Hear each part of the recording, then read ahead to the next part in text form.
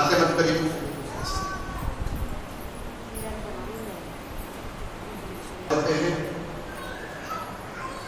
अद्भुत आशीष के लिए बहुत सारे लोगों के लिए ये बातें जो अन्य विश्वास के हैं नहीं होंगी, नहीं। और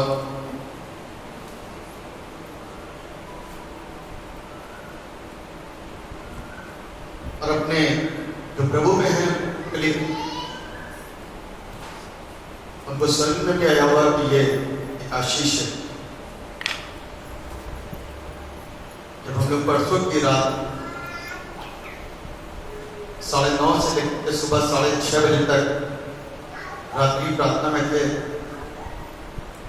तो यहाँ का मंजर अलग था, बहुत डिफरेंट था। ये सारे के सारे अद्भुत आत्मा में भरे हुए थे। ये पवित्र आत्मा का काम है, बीच में कोई डिस्टर्ब नहीं होता था। और जो बातें वहां जा रही थी वही बातें इनमें से कितनों के पास आई होती, क्योंकि इस चीज को हम लोगों ने चेक करा है। जब परसों रात हमने अपनी इस प्रार्थना को आरंभ करा, सवेरे शुक्रवार को ये पूरी टीम हमारी आ गई थी। हम लोग लगभग 12 बजे से लेकर के उपवास की प्रार्थना में बैठ गए थे। यदि मैं गलती ना करूं तो 5, 5:30 बजे तक है। और उसके बाद में रात्रि 9:30 से लेकर के सुबह 6:30 बजे तक, फिर कल दिन में वापस 12 से लेकर के 1-1:30 बजे तक, 1:30 बजे तक लगभग वापस रात्रि हम लोग 2 बजे तक प्रार्थना है। और यहाँ का मंजर बिल्कुल डिफरेंट था। और कुछ को ये आशीष कल मिली है, कुछ को परसों मिली है।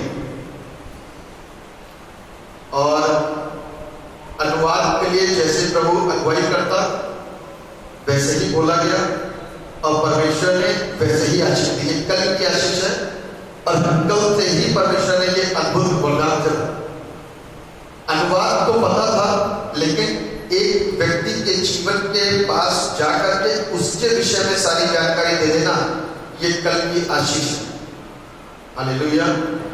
परसों मिल गई थी आशीष, कल से ये जितने यहाँ पर रात्रि में बैठे थे उन लोगों के ऊपर ये सारी चीजों का प्रकटीकरण हुआ, और अद्भुत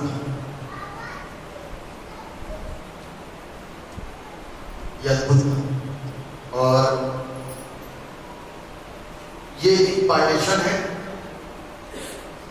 जो प्रभु के लिए अपने आप को खाली करेगा वो आशीषित होता है। अभी 1-2 लोग और भी हैं जो आ नहीं पाए। उनमें से एक को आप कोई भी भाषा बोलोगे उसका अनुवाद का दान मिल चुका है, कोई भी अन्य भाषा बोलोगे उसका दान मिल चुका है। अद्भुत है। हम लोग सोए हुए, हमने कभी इस तरफ सोचा नहीं, इस तरफ कोशिश नहीं की, लेकिन परमेश्वर इस अन्य जाति को उठा करके भला कर चुका है। इनमें से कितने लोग हैं जिनके बपतिस्मे नहीं हुए? कितने लोग बैठे यहाँ से, कितनों के बपतिस्मे अभी नहीं हुए? और जहाँ मैं लोगों की बात करें जो साथ हमारे जुड़ता है, इसमें तो बहुत लोगों के बपतिस्मे नहीं हुए,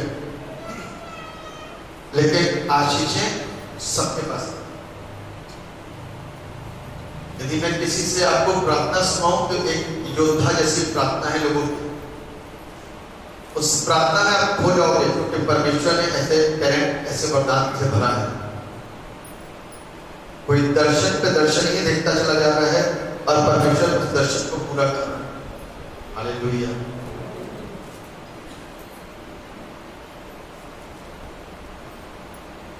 परमेश्वर की स्तुति हो इस महान कार्य के लिए। और आपने नोटिस किया नहीं किया, लेकिन बहुत सारी बातें जो बताई गई वो सत्यता थी। जिसके लिए बताई गई वो इस चीज को जानता है। जवानों के विषय में मेरी कोई कोई बातचीत नहीं हुई थी, लेकिन जवानों को कॉल करा गया इसलिए क्योंकि वास्तव में जवान उस तरीके से नहीं चल रहे हैं जैसे चलना चाहिए। अभी तो आप यहां पर रहोगे, फिर आप कुछ और करोगे। एक से दो चीजों का सेवन नहीं कर सकते, इससे अपने ऊपर विपत्ति ले लोगे। यूथ इस बात को समझ ले, मैं सब कुछ जानता हूं आपके विषय में।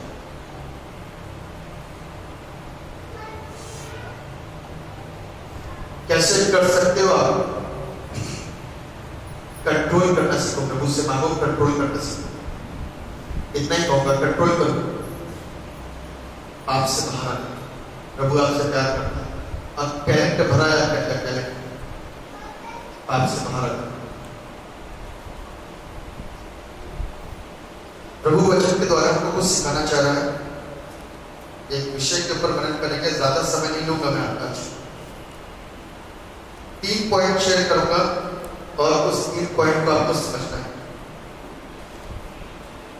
जिस विषय के ऊपर आज मैं मनन करूंगा वो है विटनेस टू क्राइस्ट रिजरेक्शन। प्रभु यीशु के पुनरुत्थान के गवाह,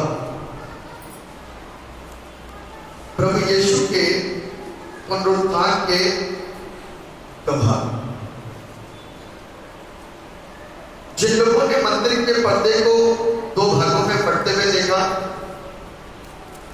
जिन लोगों ने बादल की गर्जन को देखा, जिन लोगों ने उस समय के अंधकार को देखा, वो गवाह बन गए और इस बात को बोल उठे कि हाँ, ये वास्तव में परमेश्वर का पुत्र था। जितनी बातें यहां पर बोली गई आपने ध्यान दिया हो या नहीं दिया हो, जब चंगाइयां लेकर के चले जाते हैं, हमारी सारी जरूरत पूरी हो जाती है, लेकिन हमें से घर जाकर के कोई भी प्रार्थना नहीं करता है। ये हकीकत बात में से कोई भी जाकर के प्रार्थना नहीं करता है।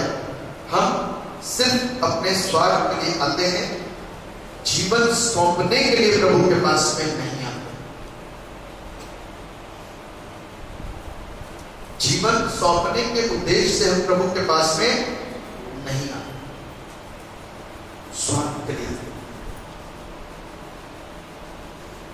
दूर से दूर तक पता है इस चर्च के विषय में लोगों को, दूर से दूर तक,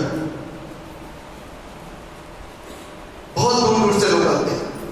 पता चल चुका है परमेश्वर ने इसकी चमक को बहुत हाइट पे ले जा करके रखा है, लेकिन क्या फायदा हो रहा है कि कोई भी विश्वास नहीं करता, उस सच्चाई को स्वीकार नहीं करता। यहां से वो काम तो हो रहा है कि यहां से लोगों की जिंदगियों में दस्तक जा रही है। लोग यीशु के नाम से हाथ खड़े कर रहे हैं, सत्य को जान रहे हैं, लेकिन वापस से उन्हीं मूर्तों और पूजाओं पे लग जाते हैं। अभी 3 हफ्ते पहले नोएडा से आया एक परिवार ठीक हुआ, उसकी पत्नी ठीक हुई, मेरे को फोन करके बोला, पादरी साहब हम इसमें नहीं रह सकते, आपको नया नियम वापस करने आ रहे हैं। परमेश्वर का वचन वापस करने आ रहे हैं। हम रह नहीं सकते। चलो वो नहीं रह सकते, आप तो रह सकते हो। 100 में से तो बहुत सारे ऐसे मिलेंगे जो नहीं रह सकते, लेकिन तो ऐसे भी होने चाहिए जो रह सकते। तो गवाही देगा प्रभु यीशु मसीह कि वो मुर्दों में से जी उठा। कौन बताएगा यीशु मसीह की गवाही? कौन जाकर के कहेगा, यशायाह कहता तूने मुझे भेज, मैं जाऊंगा।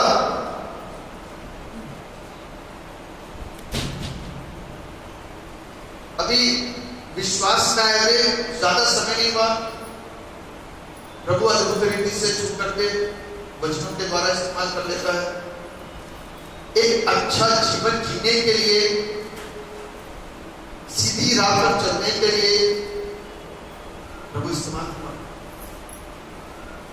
रिपेंट करने के लिए प्रभु ने मौका दिया। आज मुझसे रो करके अपनी जिंदगी में घुसो।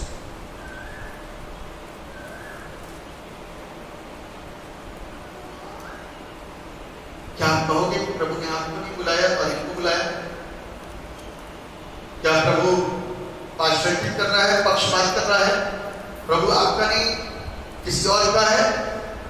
नहीं, सबका है। हम सबके सामने अपने आप को झुकाना नहीं पसंद करते। हम रूढ़िवादिता का जीवन जीते हैं, रूढ़िवादिता। आज मैं आपसे एक सवाल करना मांग रहा था जब आराधना हुई थी, शुरुआत हुई थी। अब मेरा सवाल सिर्फ इतना ही होना था कि क्या आज आप रेडी हैं कि हम लोग कई घंटे तक आज आराधना करें, कई घंटे तक। तो मुझे याद है कि एक बार हम लोगों ने फास्टिंग प्रेयर करी थी, यहाँ पर काफी लोग उपस्थित थे, और वो सवेरे 10 से लेकर के शाम के 5 बजे तक थी। और मैं बोल नहीं पाया, लेकिन पवित्र आत्मा ने अपना पूरा समय लेकर के अपने कार्य को।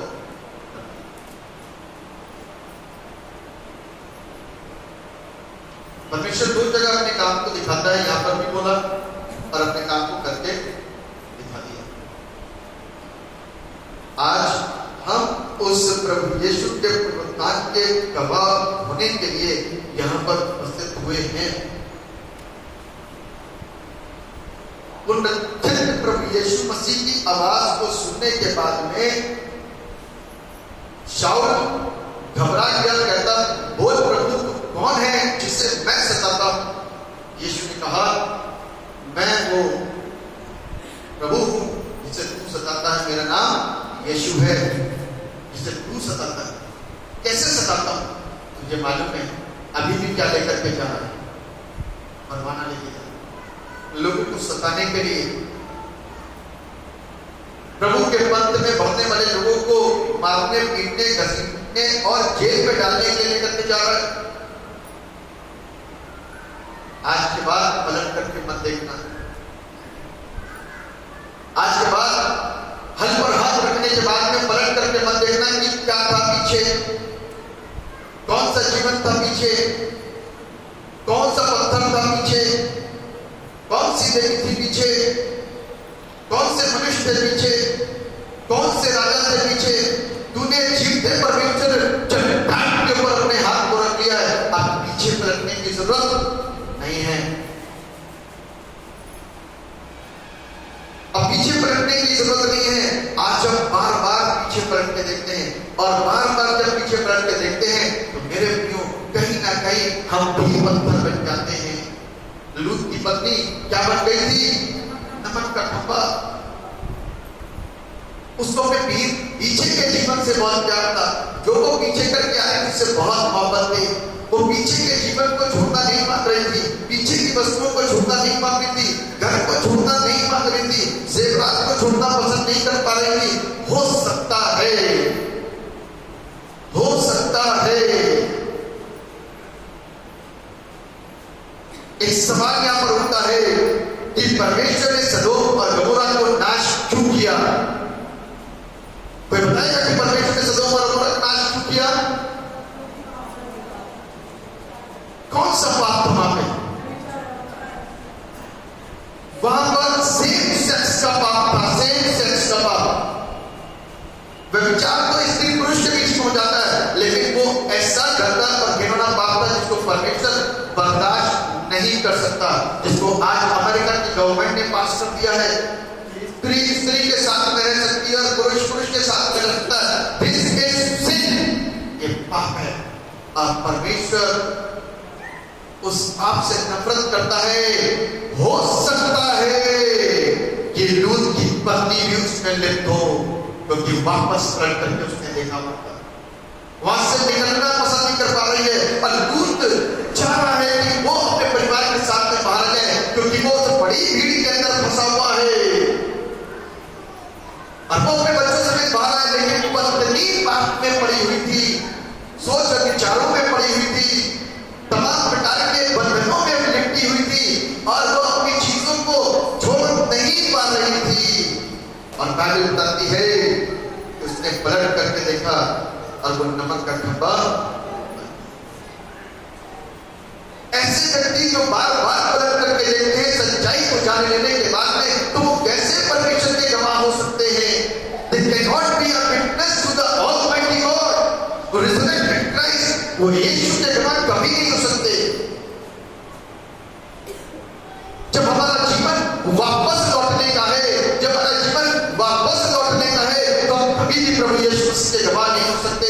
बाइबल हमको सिखाती है हर पर हाथ रखने के बाद में आगे ही बढ़ा चला जा, पीछे पलट के मत देख। पौलुस ने पीछे पलट करके नहीं देखा, जक्कई ने भी पीछे पलट करके नहीं देखा,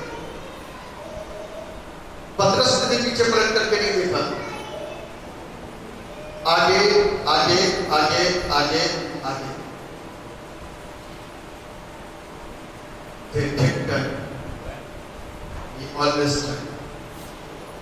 वो पीछे नहीं पलटे, हम हमेशा पलट जाते हैं। इसके हमको आज गवाह बनाने सब का लिए पर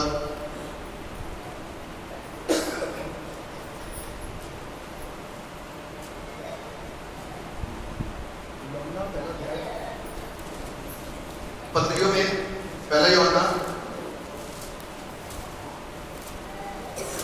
उसका दूसरा अध्याय, पहला यूहन्ना दूसरा अध्याय और उसके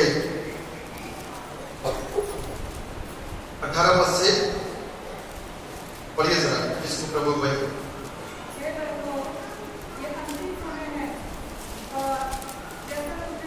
ध्यान से सुनिए। हे लड़कों, यह अंतिम समय है और जैसा तुमने सुना है कि मसीह का विरोधी आने वाला है, उसके अनुसार अब भी बहुत से मसीह विरोधी उठ खड़े हुए हैं। इससे हम जानते हैं कि यह अंतिम समय है ना? बहुत सारे मसीह विरोधी उठ खड़े हुए हैं, इससे हम जानते हैं कि हम दिन अंतिम चल रहे हैं। वे निकले तो हम ही में से, पर हम में के ना थे, क्योंकि यदि वे हम में के होते तो हमारे साथ रहते, पर निकल इसलिए गए कि यह प्रकट हो कि वे सब हम में के नहीं है। आज बहुत सारे लोग क्रिश्चियन कहलाते हैं, इस कलाम को जानते हैं और इसमें से ना समझी की वजह से बहुत बहुत बहुत जगह भटक जाते हैं, कई ग्रुपों में भटक जाते हैं, कई शिक्षाओं में भटक जाते हैं। और हम और आप रूह कुदूस की ना सुन करके, भ्रांत शिक्षकों की सुन करके उनके फॉलोवर हो जाते हैं। मैं परसों पढ़ा रहा था कि उद्धार हमको कौन देता है? यीशु उद्धार लेकर के आया हमारे। आपकी यीशु मसीह से मुलाकात हुई क्या? किसी की मुलाकात यीशु से मुलाकात कौन कराता है? प्रभु का दास। कौन कराता है? प्रभु का दास। आप चर्च में कितने लोग पहली बार आए होंगे, कितनी बार, कितने लोग दूसरी बार आए होंगे? आप लोगों को यीशु से मुलाकात कौन करा रहा है? प्रभु की दास। और आप लोगों को यह बता दिया गया है कि यीशु मसीह ही मार्ग, सत्य और जीवन है और उसी के द्वारा उद्धार है।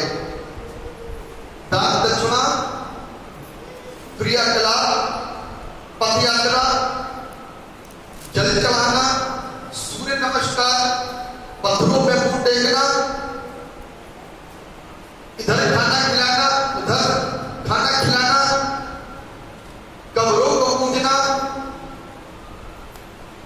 हम इन सारी चीजों से बाहर हैं।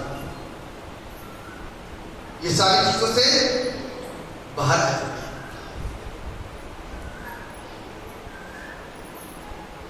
क्योंकि हम मुर्दों की उपासना नहीं, जिंदा की उपासना करते हैं। हालेलुया।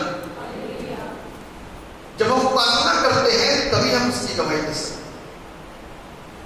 आपने ऐसी कौन सी खूबी देखी उस मिठाई वाले की? जब आप अपने शहर में आते हैं तो आप उसी का गुणगान गाते हो। दूसरे की खूबी भी तो देखी होगी, तो उस मिठाई वाले की खूबी देख करके उसकी महिमा और उसका गुणगान क्यों करा? क्योंकि वो आपकी दृष्टि में अच्छा है। सारे पत्थरों को चेक करने के बाद में जब आप यीशु के पास में आए तो आपको पता चला कि हम मुर्दा थे और वो भी मुर्दा थे। अब हम जीवित में आए, अब हम जीवित हुए हैं। अब आप कहते कैसे हो कि जीवित हुए? तो जीवित ही हैं। जी हाँ, जिस काम को आप करते थे आपको मालूम है कि इसको खाना खिलाओगे तो ये नहीं खाएगा, लेकिन फिर खिलाएगा। इसको खाना खिलाओगे तो ये नहीं खाएगा, इसको भोग लगाओगे तो इसको कोई फर्क नहीं पड़ेगा। इसके बगल में गिरा हुआ खाना ये अपने आप से बचा नहीं सकता।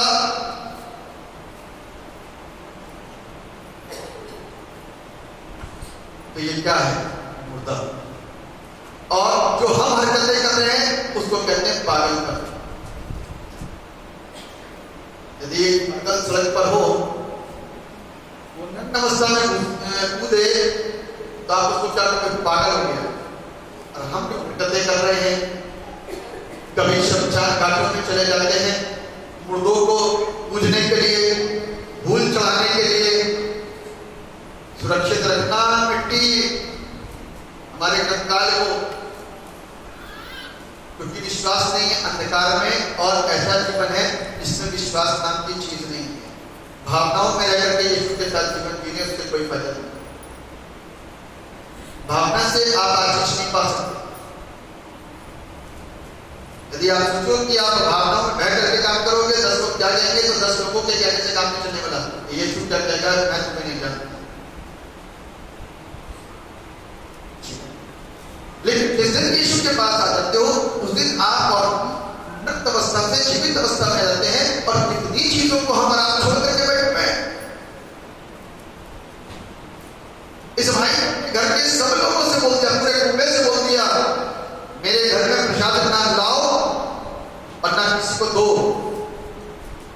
क्योंकि दुष्ट आत्माओं के सामने चढ़ाया कोई भी प्रसाद खा नहीं सकते। कोई लोग कहते हैं कि अरे ले लो, किसी का अपमान नहीं करना चाहिए, फिर कुत्ते को फेंक देना, तो वो अपमान है। कुत्ते को फेंकना वो ज्यादा बड़ा अपमान है। इससे अच्छा एक बार बोल दिया आपने, हम जीवते परमेश्वर के नाम को जानते हैं, उसकी गवाही जानते हैं, उसको जानते हैं, उसकी गवाही हो, वो जिंदगी का देने वाला है। आप मुर्दों की गवाही नहीं देते हो, जिंदों की गवाही हो, जिसका नाम यीशु है।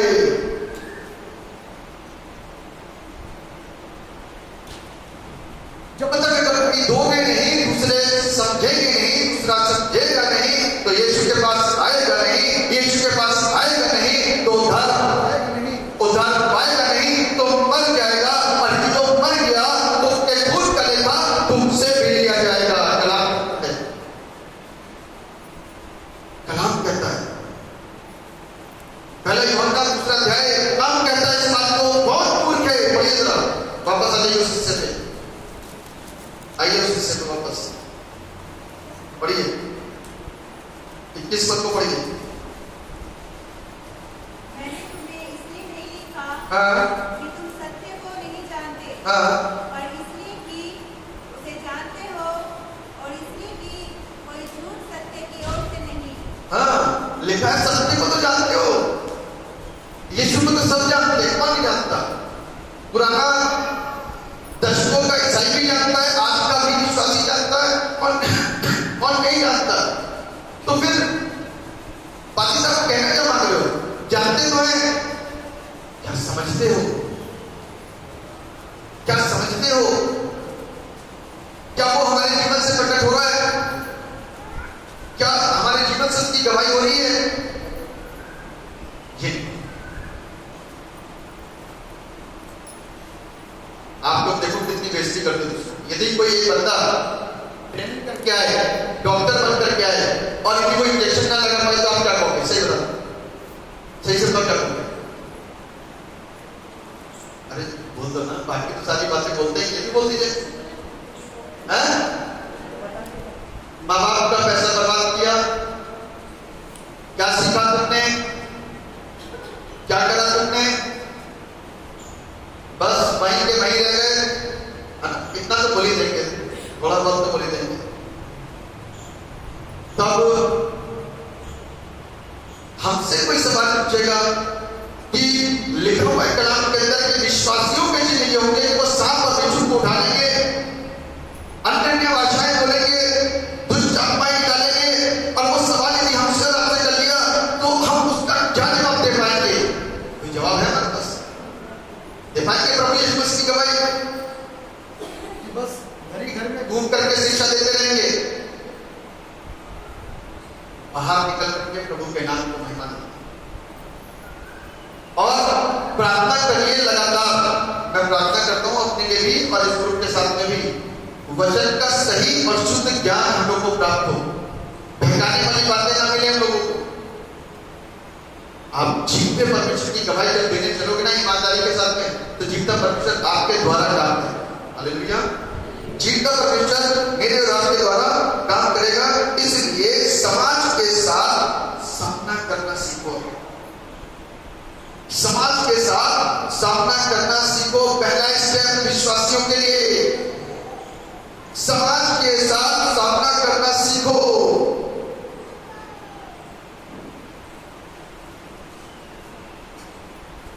तब जाकर के समाज जान पाएगा कि आप किस विषय में बता रहे।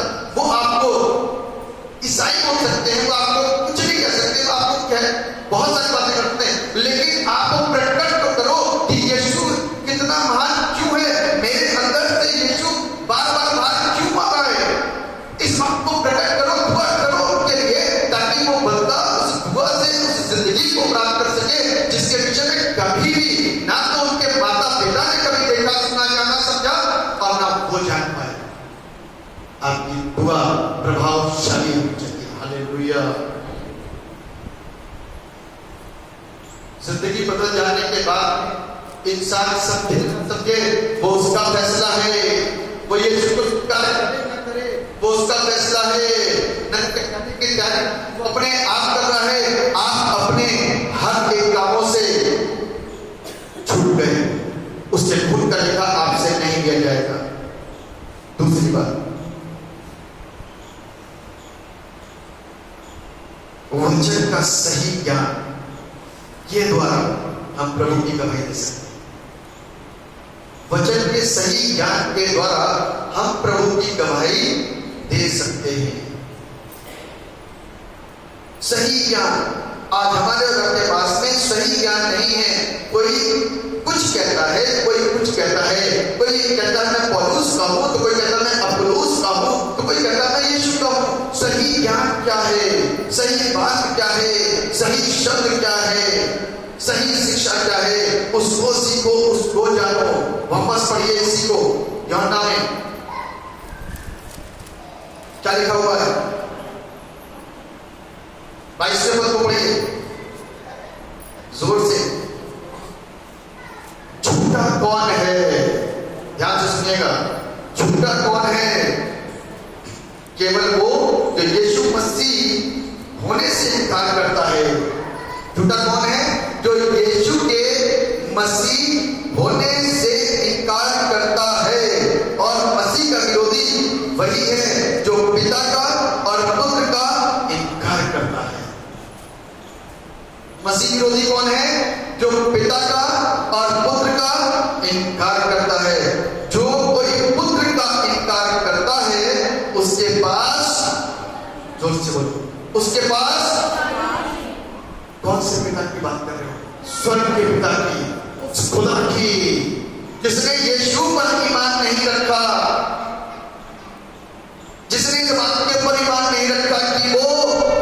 धरती पर आया।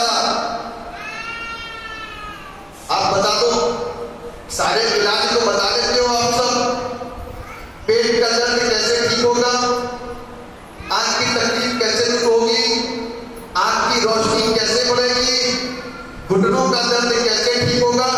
दुनिया में एक से एक ऐड टीवी पर चलते चले आ रहे हैं, लोग सुनते हैं। कभी किसी ने इस बात को बताया, कभी किसी ने इस सत्य को बताया? बाहर ले जाइए, कोई बात नहीं, थोड़ी देर के लिए बाहर घुमा लाइए ताकि बच्चा खामोश हो जाए। थोड़ी देर के बाहर घुमा, कोई दिक्कत नहीं। जी घुमा लाइए थोड़ी देर के बाद।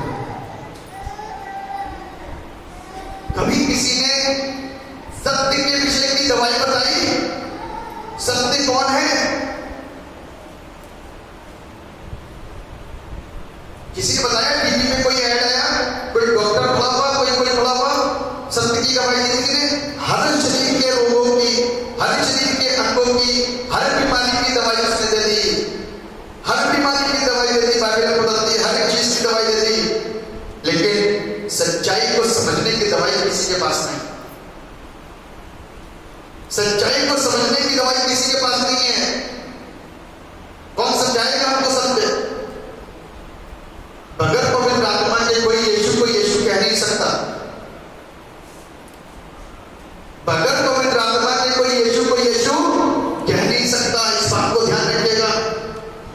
जब तक पवित्र आत्मा अंदर काम नहीं करेगा तब तक हम यीशु पर विश्वास नहीं ला सकते, कर नहीं सकते। मैं आपको एक छोटा सा उदाहरण दूंगा, कल मैं बताया था।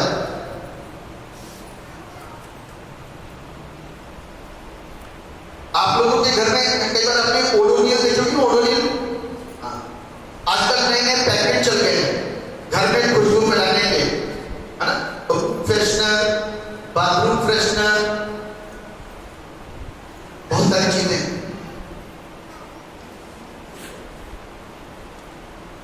आपको हंसी भी है। मेरे बाथरूम में एक फ्रेशनर मैंने डाल रखा था, लेमन फ्लेवर का। कम से कम 4 महीने हो गए उसको टके हुए। उसको टके हुए 4 महीने हो गए होंगे और खत्म होने का नाम ही नहीं ले रहा। और जैसी खुशबू आनी चाहिए वो खुशबू भी नहीं आ रही।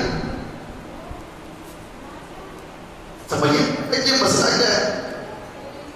एक दिन मेरा एक डब्बा है, बहुत सारे डब्बे मेरे पास, वो डब्बा खोला, उसमें खुशबू ही खुशबू निकली। मैंने कहा ये क्या चक्कर है, कितनी खुशबू कैसे आ रही है? तो देखा कि एक उसका पीस वहां पर नहीं रखा हुआ, एक उसका पैकेट उसमें भी रखा है और वो कटा हुआ है और उसके अंदर से खुशबू बाहर निकल के आ रही। ओ मैंने कहा वो तो खुला ही नहीं, कटा ही नहीं अभी तक, 4 महीने से जगह है और खुशबू आई नहीं। तब मैंने परसों नरसों शुक्र के दिन मैंने इसको काट के इसके पैकेट को बाहर निकाला, खुशबू ही खुशबू बाथरूम में। हमारी जिंदगी ऐसी है, पैकेट बंद करके हम चर्च में बैठे हुए, खुल नहीं पाए, इसीलिए हमारी खुशबू फैल नहीं पाई। हालेलुया। पैकेट बंद करके बैठे, खुलना पड़ेगा, खुलना पड़ेगा अपने आप को। जैसे ये खुले हुए ना, खुलना पड़ेगा, तभी तो हम आश्चर्यचकित होंगे। खुशबू तो तभी फैलती है। तुरंत प्रभु ने इससे वचन दे दिया मेरे को। मैंने कहा ये क्या शानदार चीज प्रभु ने बताई। हम लोग पैकेट के समान बंद है। प्रभु हमको काट करके निकालना चाहता है कि निकलो, अपने दरवाजे को खोलो, मैं बाहर खड़ा हूं, नॉक कर रहा हूं। ज्ञान नहीं है, ज्ञान है तो जिद है, अहंकार है, बड़प्पन है, ऊंच नीच है, छोटा बड़ा है, कम ज्यादा है, धन दौलत है, बहुत सारी चीजें। हम बाहर नहीं, उस सर्टिफिकेट से बाहर आ ही नहीं पा रहे, इसलिए तो हमारे अंदर है ना, वो बाहर नहीं आ पा रहा। पता नहीं क्या कर जाए, मालूम है? पता पता नहीं हम क्या करते हैं। मैं इस बात को कई बार बोलता था, प्रभु क्या विशेष किसी को आपने टैलेंटेड बना रखा है? हम सब टैलेंटेड नहीं। तो परमेश्वर इस उदाहरण के द्वारा हमको बताता है कि हमारे अंदर पता नहीं क्या चीज भरी हो, हम किस चीज से ज्यादा टैलेंटेड हो सकते हैं, लेकिन अपने आप को बाहर लेकर के आओ। हालेलुया।